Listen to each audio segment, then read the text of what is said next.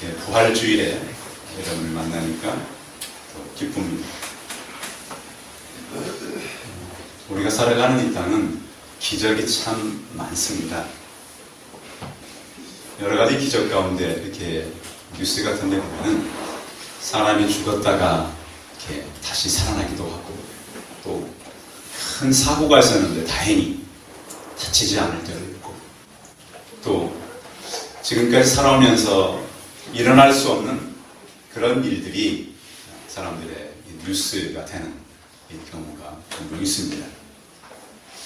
그런데 수많은 기적들 가운데 정말 기적은 죽은 사람이 살아나는 기적이죠. 성경에는 예수님께서 이 땅에 계실 때 3번을 죽은 사람을 살렸던 기록이 나타나 있습니다. 한 번은 나인성의 과부의 아들이었습니다. 청년아 일어나. 해당장 야에로의 딸을 일으켰습니다. 다리다 쿵 소녀야 일어나. 이 두 사람은 죽은 지 그래도 이 시간이 그렇게 길지 않았던 것 같아요. 가장 좀 믿기 어려운 것은 죽은 지 사흘이 됐던 이 마리아와 마르다의 오라비, 오빠라고 볼 수 있겠는데, 나사로는 이미 다 시신이 썩어서 냄새가 났습니다.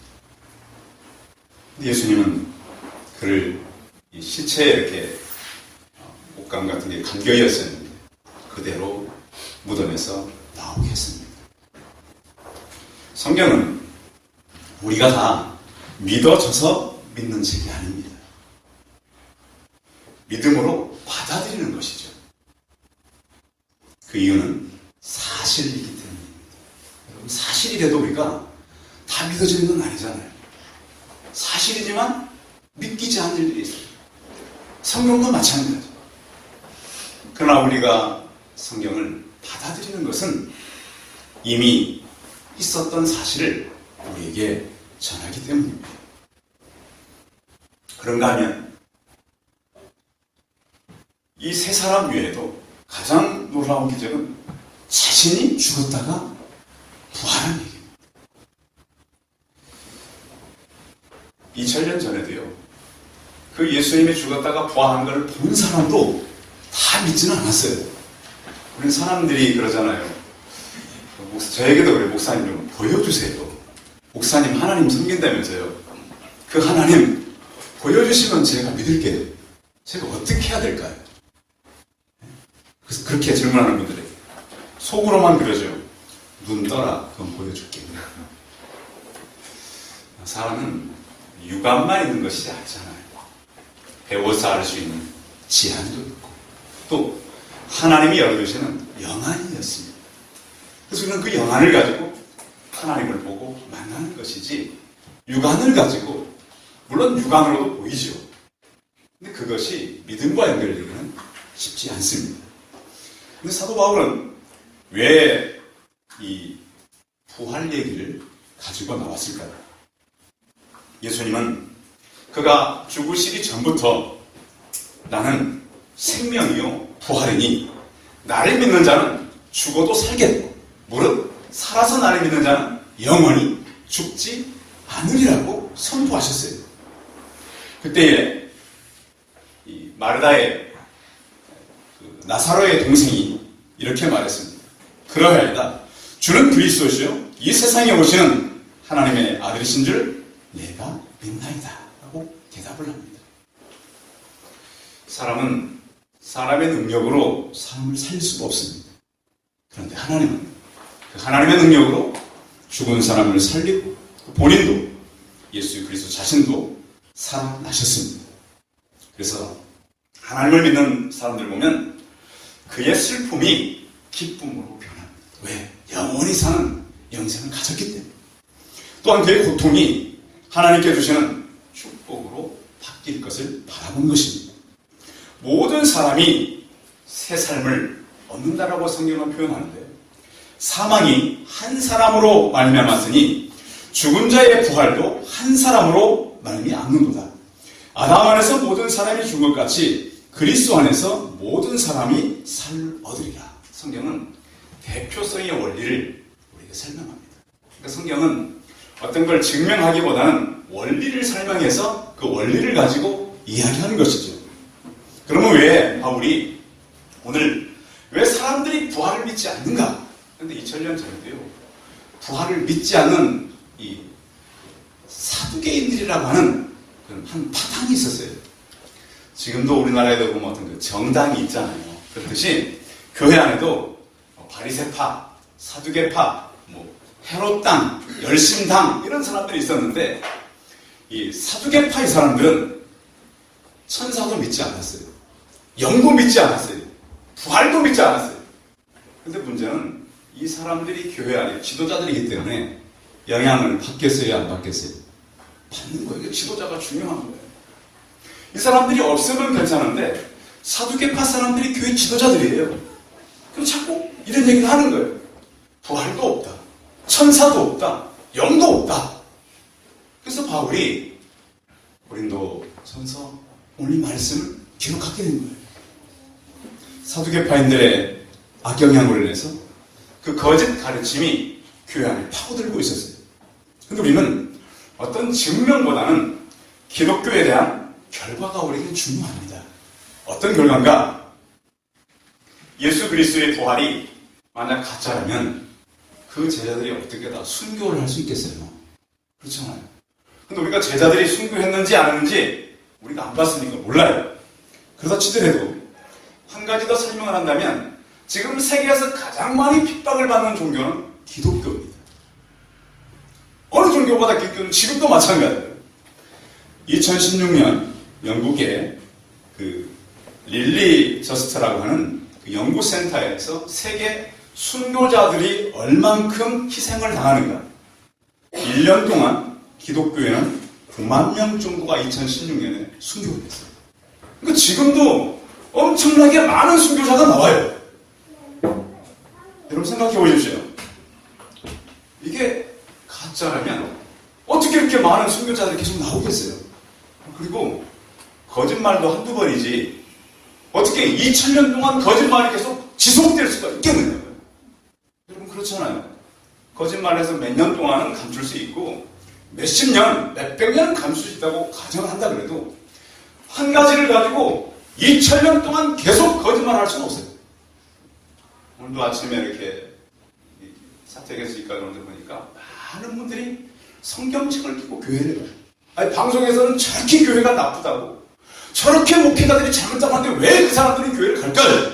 그 이유 한 가지는 하나님을 개인적으로 만나기 때문에 그렇습니다.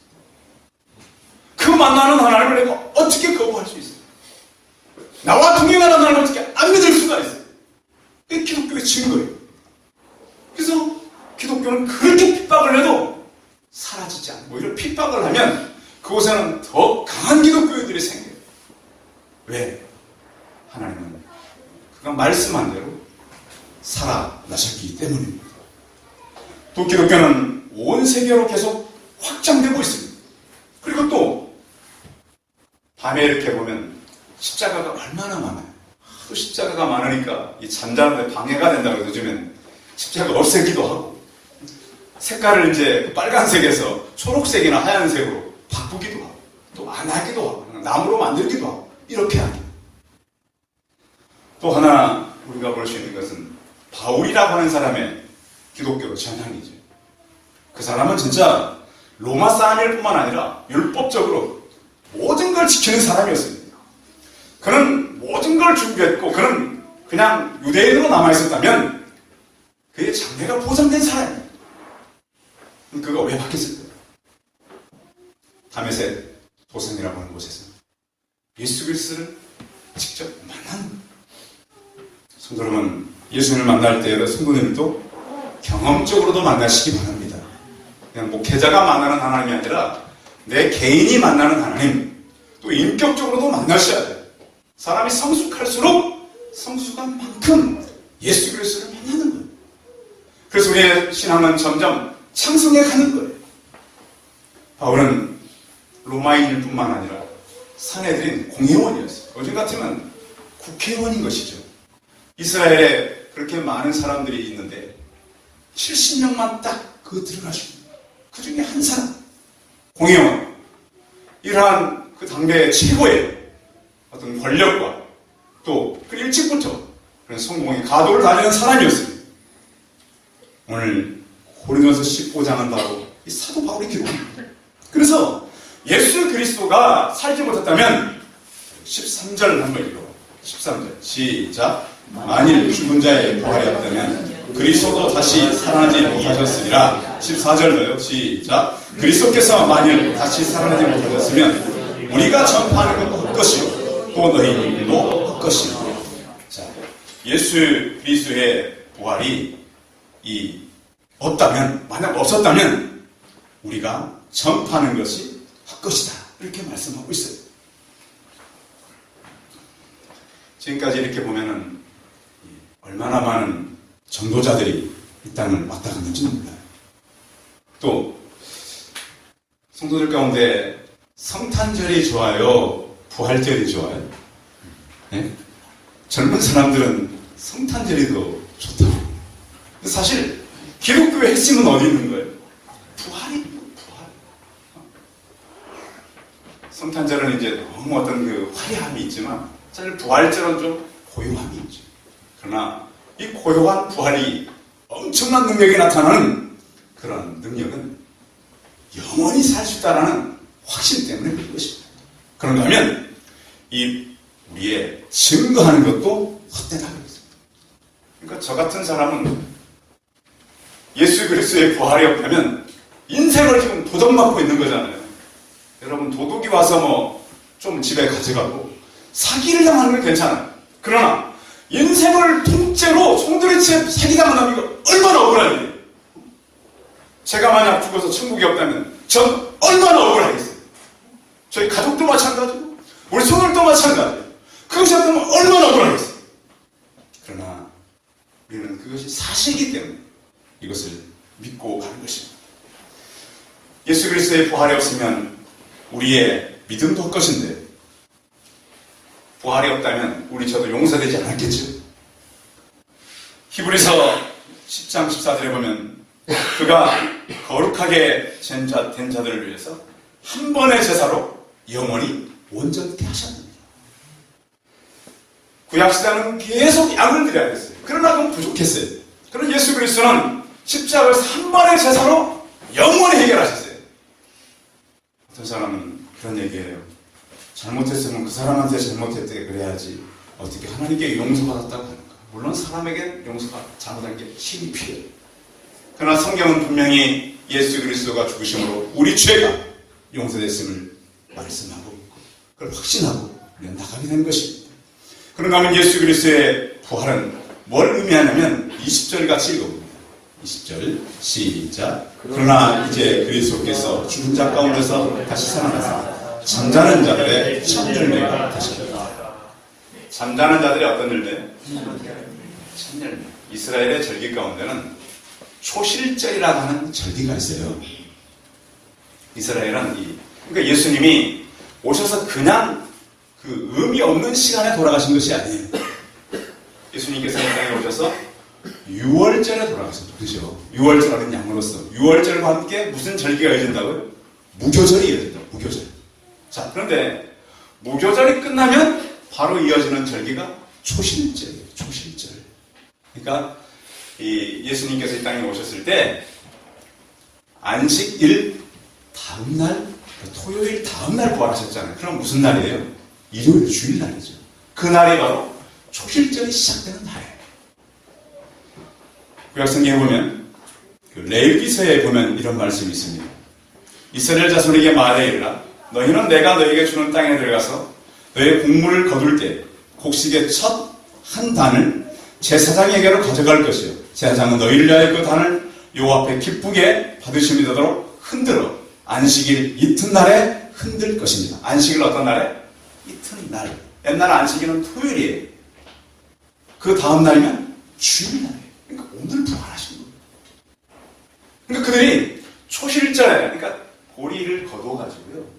첫 이삭을 하나님께 드리는 거예요.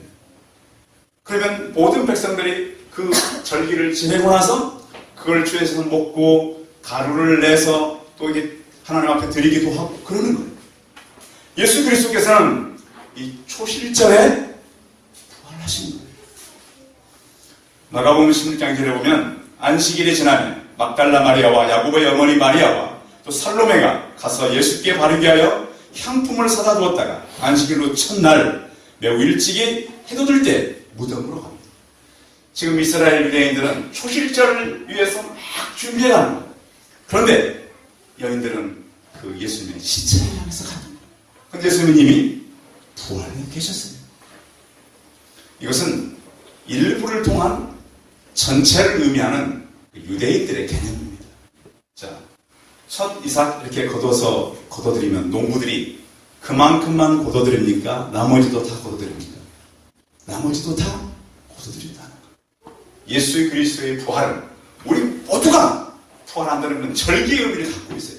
그 예수님께서 유월절과 무교절과 초실절 그런 다음에 초실절이 지난 다음에 49일이 지나면 또 그날이 바로 성령 강림의 주일. 그러니까 이게 너무 정확하게 온 거예요. 그러니까 하나님께서는 모든 구약의 절기를 다 이루시는 거예요. 그래서 바울은 그것을 알고서 2000년 전에 벌써 부활에 어떤 열매가 되셨도다? 첫 열매가 되셨도다. 이건 사실이에요. 그래서 우리 모두가 다 부활한다는 거예요. 성도 여러분, 그래서 예수 믿는 사람들은 부활이 우리에게 소망이에요. 부활이 우리의 능력이에요. 주님께서 죽으셨다가 삶 안에 살아난 것처럼 우리 모두는 죽어도 다시 부활할 거예요. 그래서 기독교는 부활의 종교요, 소망의 종교요, 영원한 하나님을 바라보는 믿음의 종교요. 또 우리는 이 부활의 소식을 우리만 아는 것이 아니라 또 다른 사람에게 예수를 믿으면 영원히 산다라고 하는 부활의 소식을 전하는 저와 우리 성도들이 다 되시기 바랍니다. 기도하겠습니다. 살아계신 하나님, 오늘 바울은 예수 그리스도의 부활이 없다면 우리의 전파하는 것도, 우리의 믿음도 우리 또한 거짓 증인이라고 말씀하고 있습니다. 주님께서 잠자는 자들의 첫 열매가 되셨던 것처럼 우리도 예수 그리스도와 함께 부활한다는 사실을 믿게 하여 주시옵시고 부활신앙으로 우리의 삶을 살아가는 우리 모든 성도들이 될 수 있게 하여 주시옵소서. 주 예수 그리스도의 이름으로 기도하였습니다. 아멘.